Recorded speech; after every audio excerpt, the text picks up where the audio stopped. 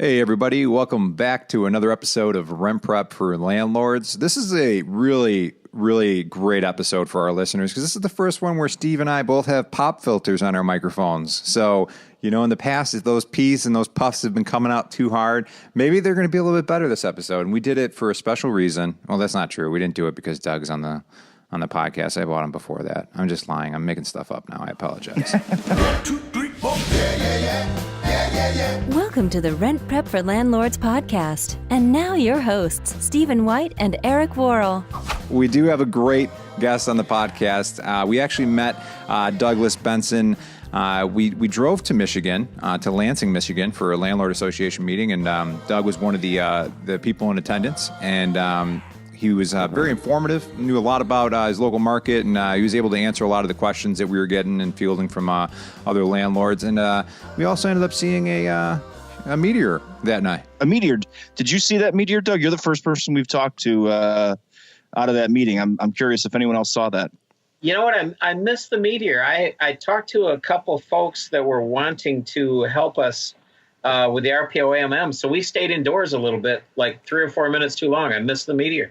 Yeah, we were leaving. We were pulling onto the driveway and pulling onto that sort of a side road or main road, whatever.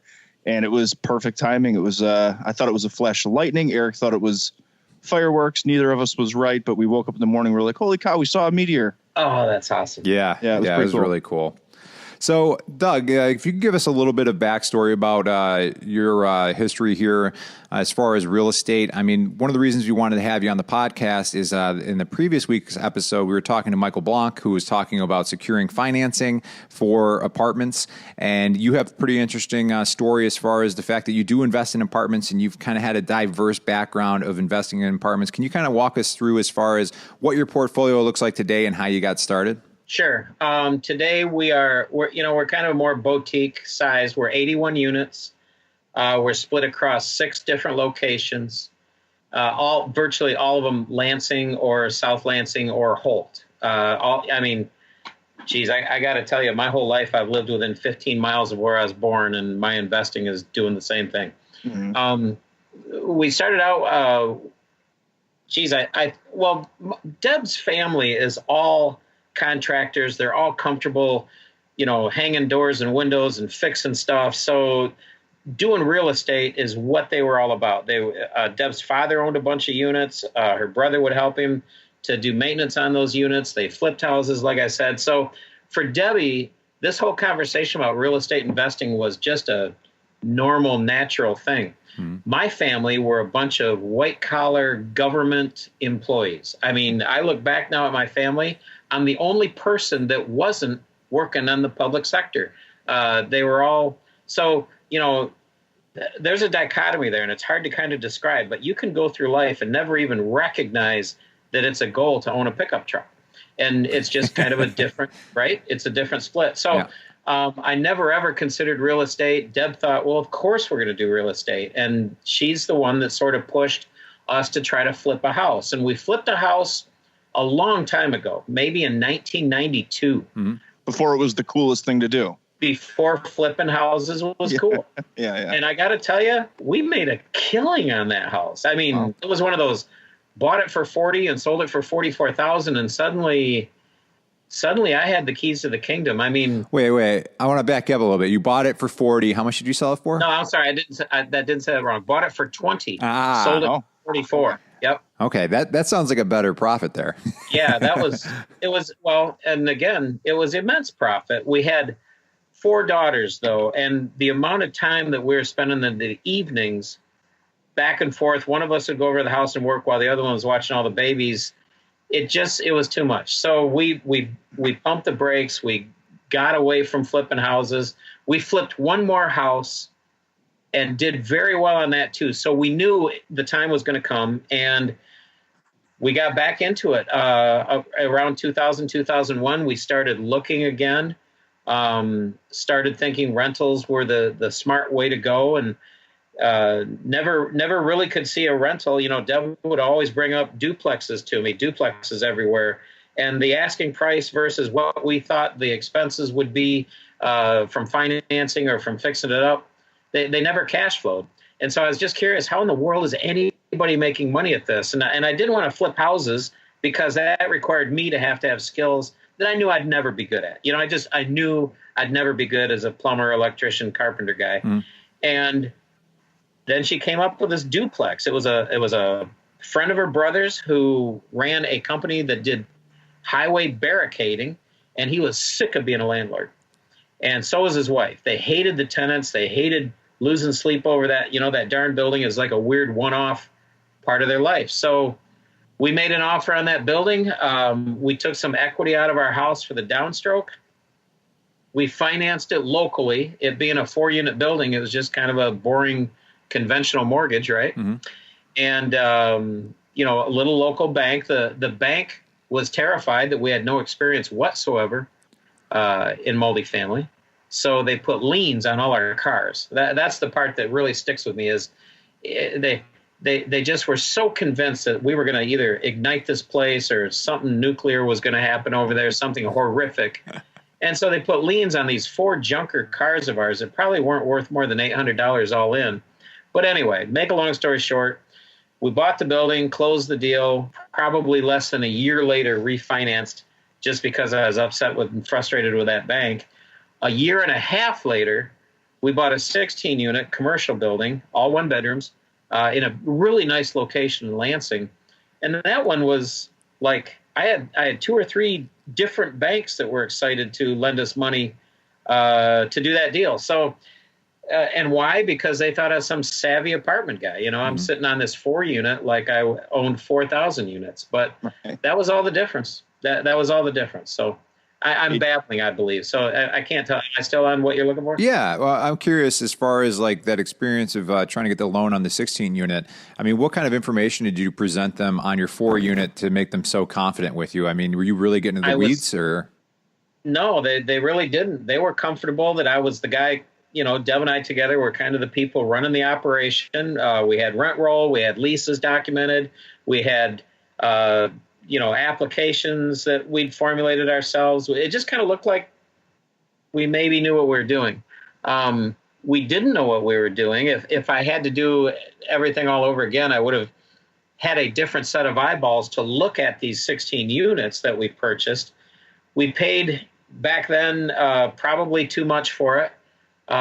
We certainly didn't respect or understand what the marketplace was looking for, what people were looking for to rent units and what they're willing to pay. We missed it. Okay. And it's tough to gain that unless you either do it yourself or, you read up a little bit or just get comfortable. But we had done none of that. We just thought, 4 units, this is merely 4 times 4 units more. And we bought it. Okay. But here's the upside. We still own the place now, and it's very nice now. I mean, now we have, it's the classic new floors, doors, cabinets, counters, appliances. I mean, it's very beautiful looking units. We get very good money for them. But we didn't know at the time what that look was when we purchased it. And, we did all the classic, looked at one single unit, instead of all 16. We should have had a person who was versed in apartments with us at the time. We didn't. Okay. We had a real good HVAC guy, though, so we're comfortable about the mechanics, and that all proved out good. Mechanically, it's been a very good, solid building. But, we're just smarter now than we were then. So was it a bad deal and it took a while to make good on it, or did you figure out a way right out the gate to make it work? Well, it was a break-even deal. We were probably making $10 to $50 a month on 16 units. Mm-hmm. But that was only for the first 2 months. Then when we started to realize, wow, this place needs a lot of help, we all along had been interested in flipping houses as well. And so we added that to our world. And, we kind of started doing short sales and all that stuff you do when you flip houses. And we just started honestly pouring the proceeds from these houses into that complex. The first thing we did was all new windows. And that was really smart. I mean, I now realize every single building that I own, I install all new windows, only because it helps everybody. I mean, it makes you look like you are marketing really fancy places when honestly it's just that the windows latch and the screens aren't tore, and they're not aluminum. But that could be a huge competitive advantage when you're in, these are all C to C plus type buildings that we're trying to elevate up to Bs. Okay. And so suddenly you can dominate the marketplace just because you have new windows. When you did those windows, did you do them all at once, or did you just kind of, as people would move out of a unit, you'd put in new windows and everything? Oh no, we did them all at once. Okay. I mean, we got with the window guys. They showed up with about 4 or 5 trucks and about 20 guys, and like ants, we swapped out every single window in a day. Wow. So that was cool. So you now have the 4 unit, you have the 16 unit, and you've been using flips to kind of improve the quality of the 16 unit. So over time, I'm assuming the 16 unit becomes more profitable for you. What's the next step? Where did you go from there? Well, from there, we got hooked up with a big nationally known multifamily guy and started to spend obscene amounts of money to interact with, this multifamily group. That wasn't as helpful as I wished it could have been. It was helpful. He filled in a lot of the gaps in our knowledge about expected cost and expected prices for this type of thing. But and maybe that is what we needed. But I'll tell you, since then, we have pretty much gone on our own. We did meet some really good people that were in that same organization. They've started their own business, and I'm involved with that. It's a group out on the East Coast, and I'm not going to name his name here. I don't know if that's good or bad, but explain the relationship though. Is this an investor that you brought in? Yeah. So here's what's up. I'm okay with naming names. It was Dave Lindahl was the apartment guru guy, right? And I'm sure you've heard of him. So we signed up and we became Dave Lindahl people. Went to Vegas to the Dave Lindahl conference and saw him again in Chicago. And we met some people through Dave Lindahl that have stayed close friends and good business associates with us since then. Dave, the appeal to Dave is, at the time, I think he was 7,000, 8,000 units or whatever, and we were 20. Mm-hmm. So, that made it think like this is probably a guy we should listen to. And Dave, what was interesting was Dave Lindahl would talk about flipping houses to help finance apartments. So I saw that as being, I don't want to say ironical, but if that's even a word, but it lined up with what we were doing. Uh-huh. And then we bought this apartment building from Deb's father because he was wanting out. Again, he was just kind of frustrated with the building, and he had so many other things going on that we purchased this apartment building, and Dave Lindahl is trying to hang their hat on anybody's success. So they used me purchasing a building from my father-in-law as a reason to name me their Dave Lindahl Student of the Month. Ooh. So, so we're on the national publication and there's photographs of us. Oh my God. And I'm just thinking, I bought this from my father-in-law. I mean, that just didn't make me feel like we were quite yet savvy investors, but right.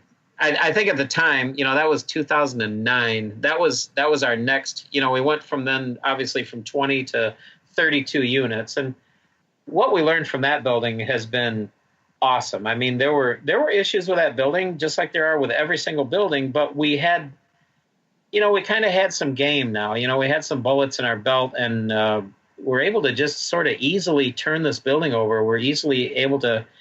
It's like anything else, like a college football coach. He wants all his kids, right? I mean, the previous guy had his team. The new guy wants his team.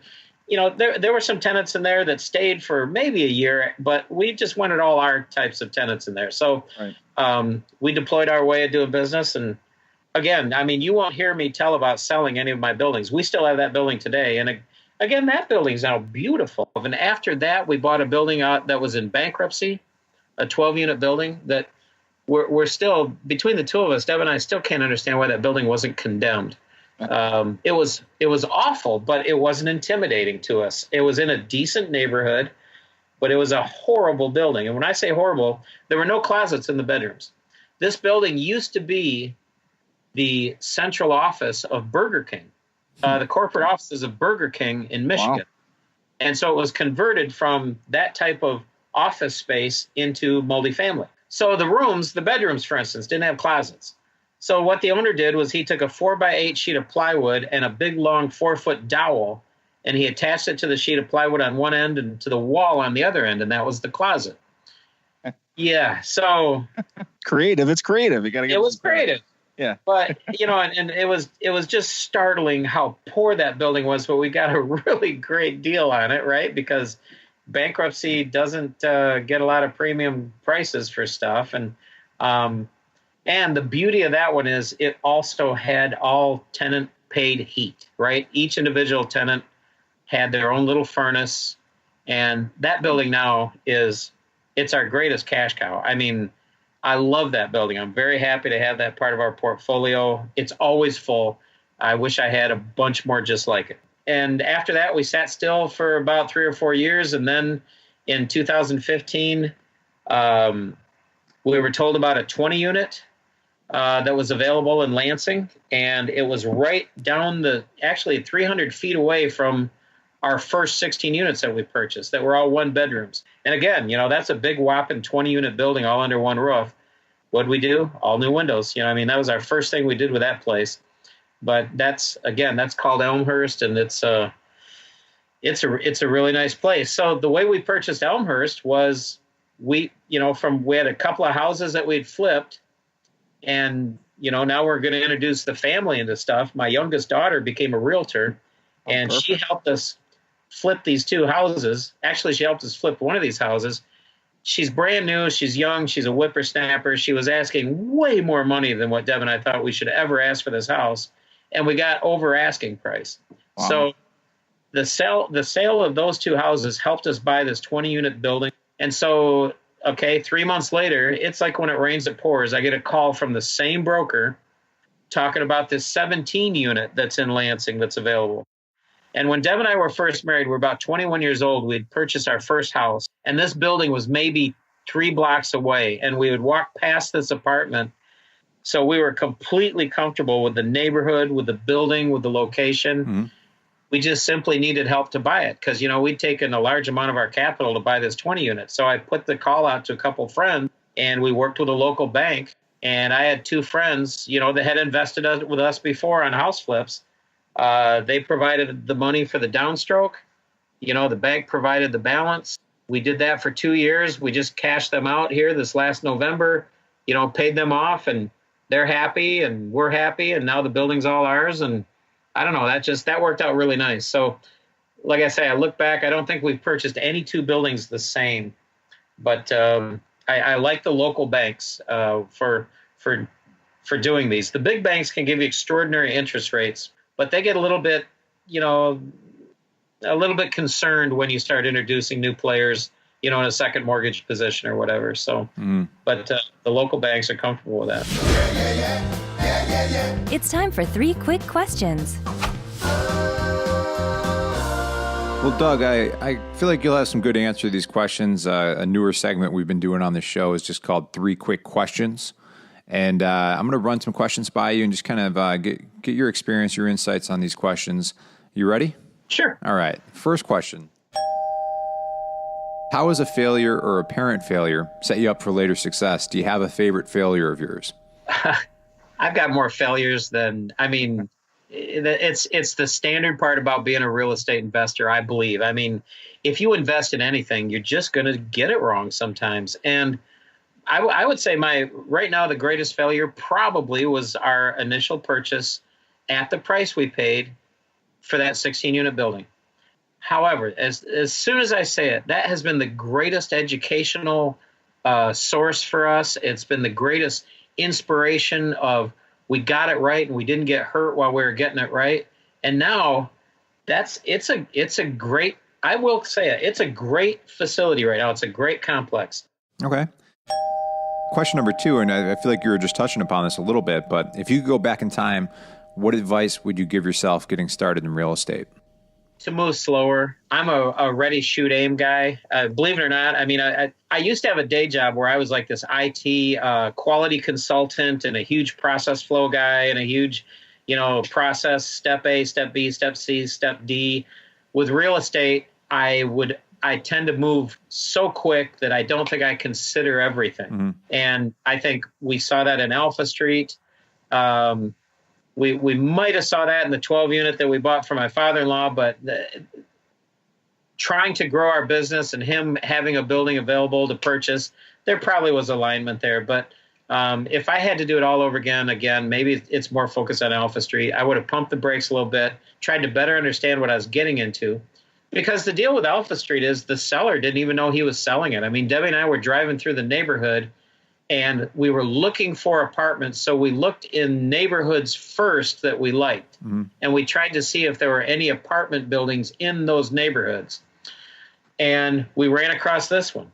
And down the road from it, there's a little boy and a little girl selling lemonade out by the street. It's like this Norman Rockwell painting. And I remember saying to Deb, like, when's the last time you've ever really seen kids selling lemonade? So I thought that was a good omen.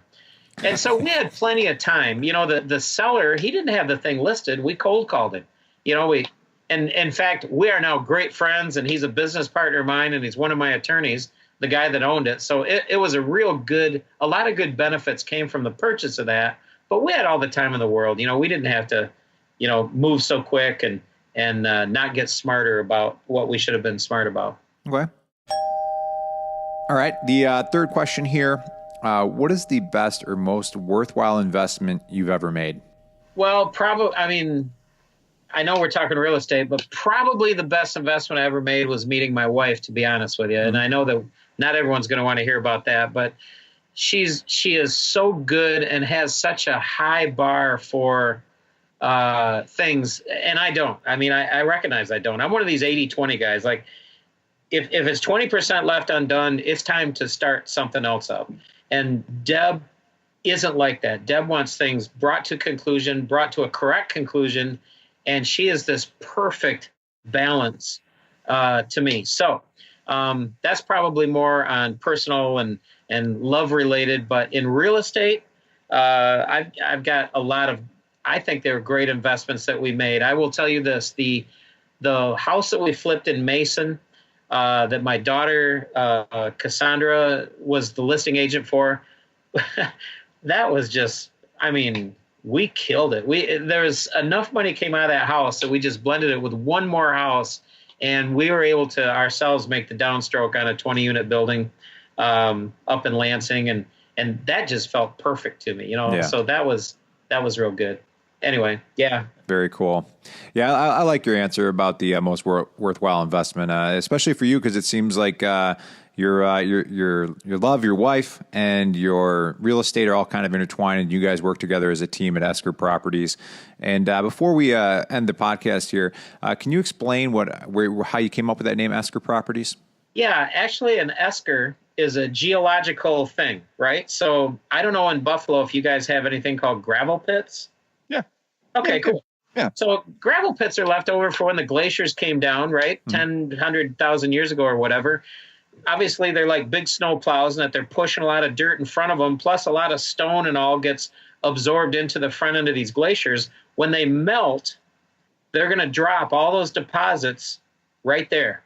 And esker is the result of, you know, rivers flowing back and forth of these melting glaciers that they sort of gather up all the stone together and all the rock. And when these glaciers then recede, you're left with gravel pits. Well, I live on a beautiful grown over gravel pit. And so that's the inspiration for esker. I will tell you this, when we were closing on the loan for our 16-unit building at Alpha Street, it was the largest loan I'd ever got in my entire life. And these guys were all, you know, everyone in the room was like an old pro, and they're like, boy, these tiny little commercial loans, aren't they so cool to close? And I'm like, hey, you know, I'm like bleeding from all my eyes and ears here. But one guy said, he says, oh, Esker, he said, what's the name of my company? Guy said, Esker Property. He says, oh, I once had an Aunt Esther. and I thought, oh, this could be bad. Maybe we need to rename the company, but we didn't. But yeah, I can't make that a short story about the Esker Properties. It's hard. And it's just, you know, it makes sense, and there's good alignment there. So that's where it came from. I like it. I like that you go with your gut. You know, you got a great husband-wife team. I know that a lot of people in the business have learned the wrong way that their significant other was not a great business match for them. But when you do have that perfect alignment where one fills in, the gaps from the other, like in your case, it feels right. It is right. And everything is the way that it should be. So it sounds like you're the type of guy who has that gut feeling and goes with it and doesn't overanalyze it, which is great too. Yeah. And I'll tell you this, I would, I already told you about my family foundation. I would have never done any of this real estate stuff if it wasn't for Deb. There was no reason to, I didn't understand it. It looked like there was no reason to even think about it. In my world, you work your 30, 40 years, you get the gold watch, and then you retire. And in Deb's world, you're entrepreneurial, you're looking for, things that make sense revenue wise, expense wise, just very knowledgeable. Her whole family is, benefiting from the entrepreneur that her father was, Deb included. So, it ought to be called Deb Properties, but we didn't. We called it Esker Properties. Nice. Yeah, very cool. I love that story. That's a cool name for your property. I like that. So I just want to say thank you for being on the show today, Doug. I appreciated meeting you out in Lansing, and thought it'd be cool to have you back on the show and get a little bit more of your story here. So it's cool to hear about how you've been able to grow the business and the different ways that it happens, because it seems like it's different for every single person, how they are able to get that next property, and you got an interesting path of how you got there. So thanks for sharing with us. Yeah, I appreciate it. Thank you again, Eric, and you too, Steve. It's good to meet you guys. Having you out in Lansing was really good. And I'll tell, if there's any people on the fence to your service and product that you offer, we're excited to try it. And I think everyone that's associated with the RPO AMM is going to be glad that you've working with us on that. So tenant screening is a huge part about what we do. So we're glad you could help us that way.